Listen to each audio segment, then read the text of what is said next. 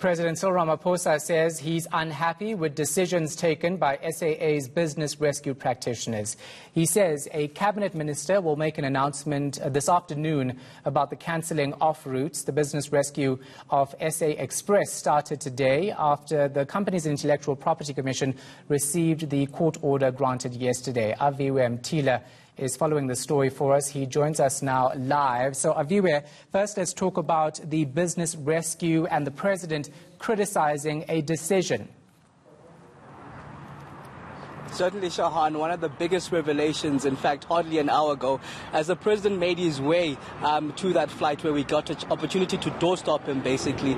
You'd remember earlier on, there were news breaking out that, in fact, SAA would cancel a lot of domestic flights from the 29th of February. I got an opportunity to ask the president what would happen to some of the jobs, for example, and what the future holds for the national carrier, where the president replied saying in no uncertain terms that that decision is something that they're not happy with as government. In fact, there is an announcement expected from a minister sometime today addressing that, saying that the very reason for the business practitioner that were called in was in fact to save jobs there, and in fact to ensure that SAA remains sustainable and will be profitable. Let's listen in on what the president had to say for himself.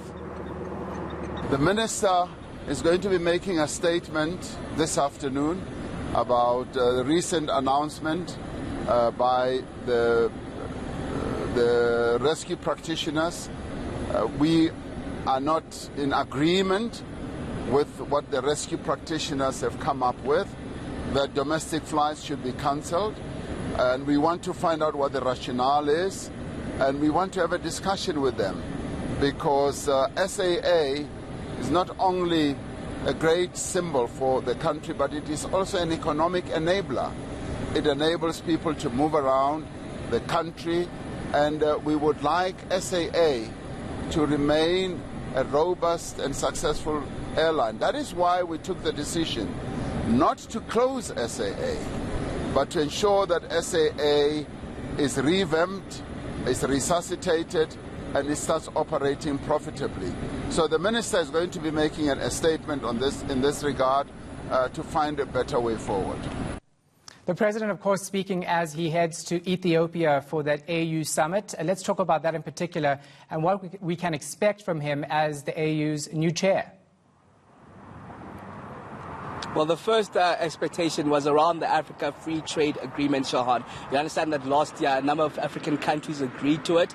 It's supposed to be implemented this year, and the president said that he'll be ensuring, as the African chair, that will be implemented. We understand that is supposed to be implemented around July. The second issue is the African Union theme for 2020, which is the silencing of guns. There's been a lot of chaos and guns and fighting in and around the African continent, which the president says he's looking to address. The last key issue that he touched on is around the empowerment of women, saying that it would be critical for the African continent to empower its women. But let's listen in on what the president had to say again on that regard.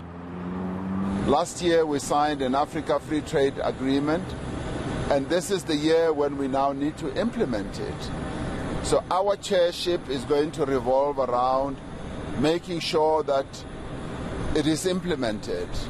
So we will be crisscrossing the length and the breadth of the continent, urging countries to sign up to the implementation, because the free trade agreement is going to herald a new impetus of economic growth for our continent, and we would like all countries on the continent to capture the growth that is going to come from the implementation of the free trade agreement.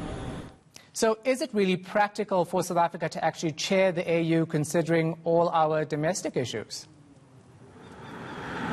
Well, realistically, Shahan, the president assumes this African Union chairship at a difficult time economically in the country, possibly one of the most toughest economic climates that we face in democratic South Africa. Would understand that in less than a month, in March, we're expecting ratings agency Moody's to make an announcement on their plans for South Africa. We understand the experts suggesting that we could be downgraded to junk as the country. We also understand that Eskom is one of our biggest threats to the economy with the continuous load shedding that we've seen. Businesses are wanting insurance as to how they're going to make business in South Africa. So the president is taking this chairmanship, in fact, as the South African economy needs him the most. It's one of the questions I posed to him, whether is it really practical for you as the president of South Africa to be taking up this chairmanship while we're facing these domestic headwinds. Let's listen to what the president had to say on that regard.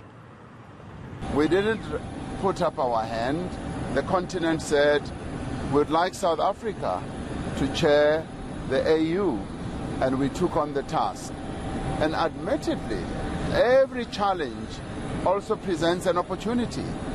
So whilst we face challenges on the one side here at home, and whilst the continent also faces challenges, the flip side of those challenges are opportunities.